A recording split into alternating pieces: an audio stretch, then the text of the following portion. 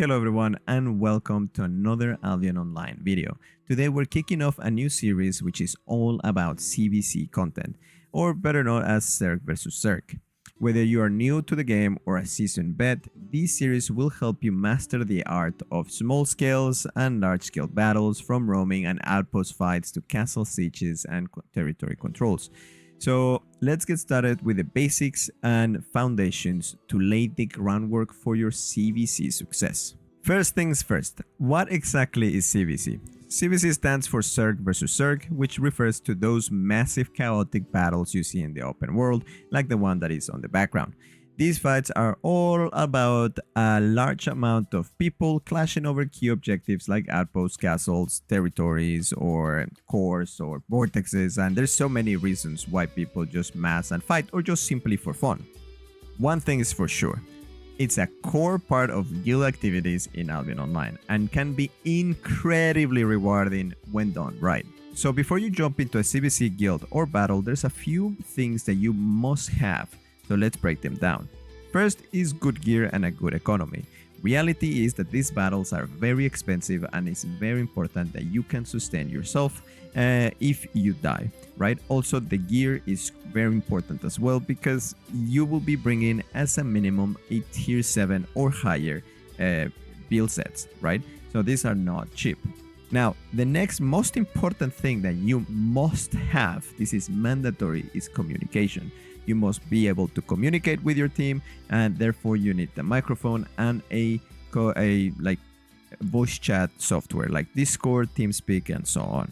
And lastly, I think this one is even more important than communication, is that even if you were to have the best gear, it won't help you if your team isn't well practiced. Regular practice sessions help everyone get on the same page and refine your strategies. And it also builds synergy amongst your members. So this is probably the most important. Here is a little peek at one of my trainings. The defense is up, defense is up, defense is up, defense is up. Walk north towards the choke, walk towards the choke, walk towards the choke. Everybody walk. If you got a sprint, he got pods and walk to the choke. Heals front, save wreck, kills wreck, get wrecked on the choke. We're clapping on the choke. In 3, 2, 1.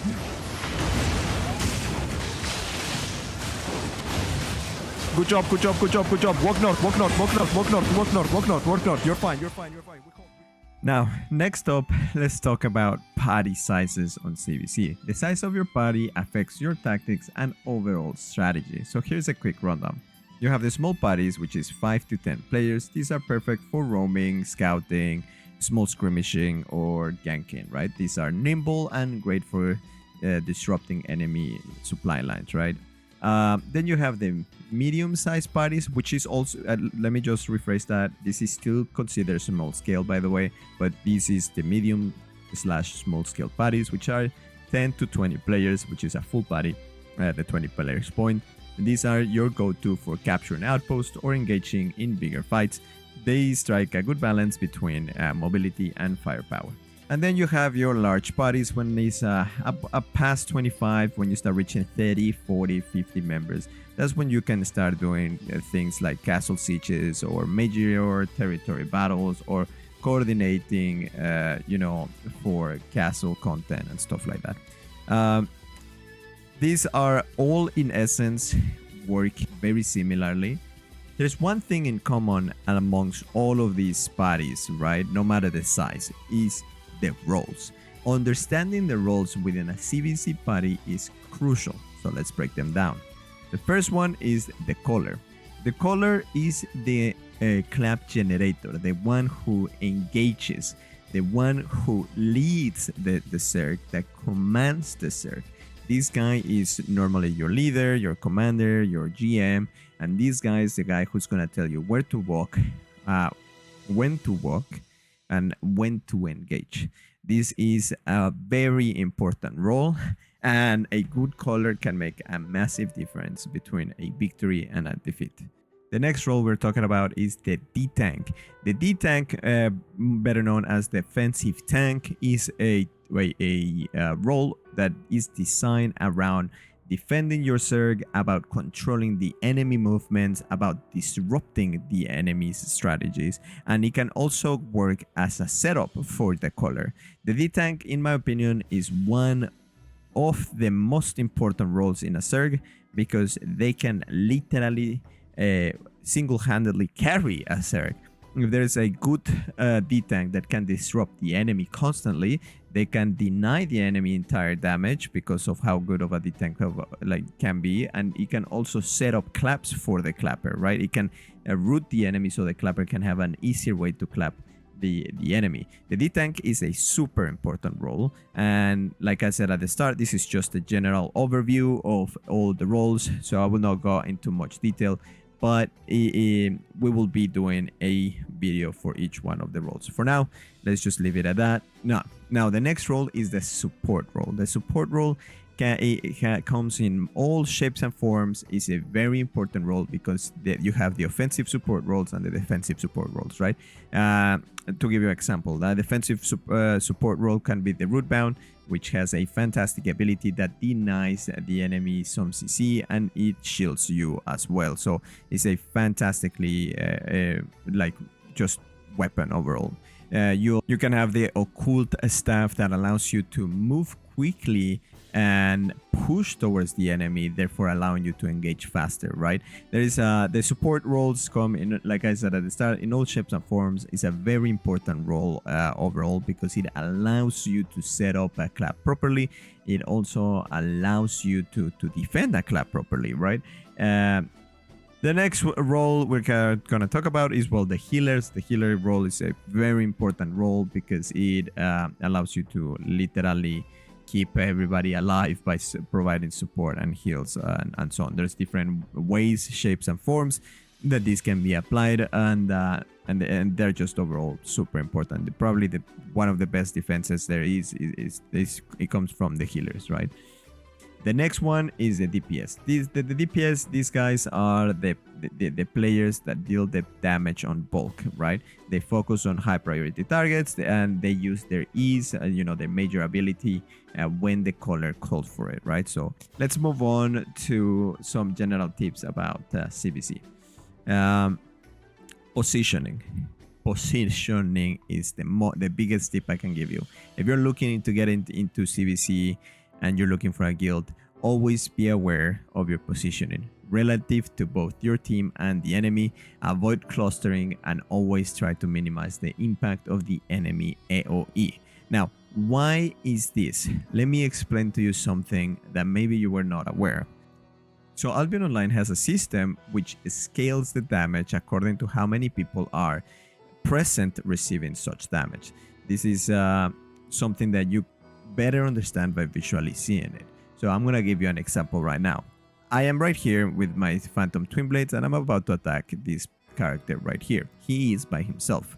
Therefore, my damage should probably deal about 100 per tick, right? So right now I'm about to attack him and you can see, boom, I'm attacking and there we go. That thing spins and I get 106 damage into the enemy.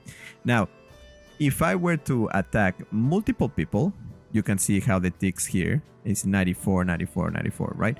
Now, if I were to do this exact same ability into a cluster of people, my damage scales drastically. Now, let's go ahead and see that. In this case, I am right here in the middle of the bridge. There is a cluster of people here and I'm gonna throw my E. You can see the amount of damage that it does is absolutely brutal, way different compared to the previous example I've just gave you. Now, obviously, on this moment right now, 19th of July 2024, the Phantom Twin Blade is doing way too much damage, and I'm sure it's about to get nerfed, right? The damage scaling must be absolutely broken, right? But you can get a very good visual example of how that works. I just throw an E, and you get numbers of 600, 600 at 673, you get 669. Like the tick goes from what I was doing to a single player, which is 100 damage, to 600 damage, which is absolutely insane, right? So This applies on the Zergs, right? So when you deliver a bunch of damage to a cluster of people together, that damage scales exponentially compared to when you clap a single player. Then that single player will actually feel like it's super tanky because it will be able to tank way more damage than if you were to hit a cluster of people, right? So with that said, there is a reason why you will always hear stuff like positioning, guys, positioning, spread out, right? And this is what they mean.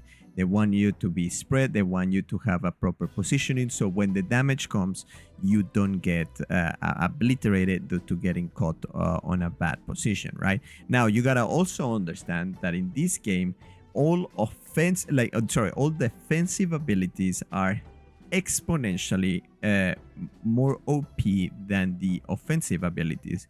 Why is that? Well, this game is designed in a way that is very hard to kill people, to defeat enemies if they are using defensive abilities.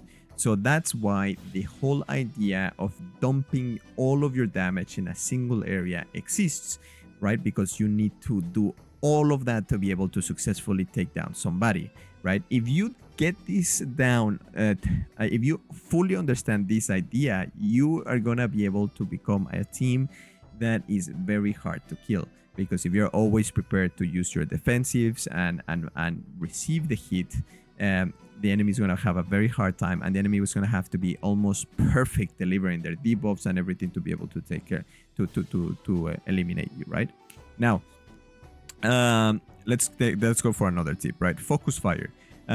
Target high priority enemies such as healer, DPS to reduce the enemy effectiveness. Exactly because of this reason that we just talked about, when you engage against the enemy, it's very often that the fight ends when the enemy or you are able to clap a crucial role of the enemy, of the team, right?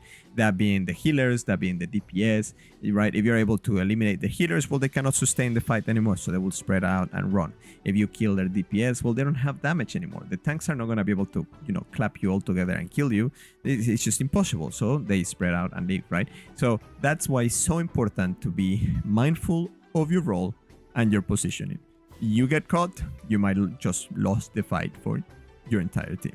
Now, the third tip would be clear and concise communication is vital.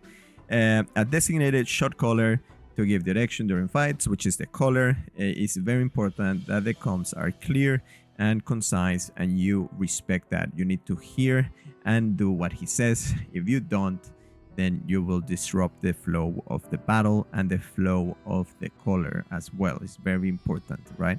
And lastly, one of the most important tips I can give you before we finish the video is adaptability. Be prepared to adapt your strategy based on the flow of the battle. Be flexible on the different things that you can do. So, for example, if you are a main DPS, be flexible and try playing other roles so you can get a basic understanding of each and every single one of the roles. So then you will be an excellent DPS because now you understand how each and every role works. If you go ahead and do something like that, you will become a major asset on any of the ZvZ groups that you choose to join. Well, that's it for an introduction to ZvZ in Albion Online. Today we have covered a little bit of the basics, including minimum requirements, different party sizes, roles within the parties, and so on. So stay tuned for more videos in this series. We will do a deep dive into strategies, builds, advanced tactics, and everything else, really. I'm doing this especially for my guild. I want my new members to watch these videos so they can learn quickly and get into the party and the fights with us. So if you found this helpful, please leave a like and subscribe, and don't forget to leave a comment below if you have any questions or you would like us to cover any topics or anything like that. So thank you so much for watching, and may your Zerg always emerge victorious. Bye.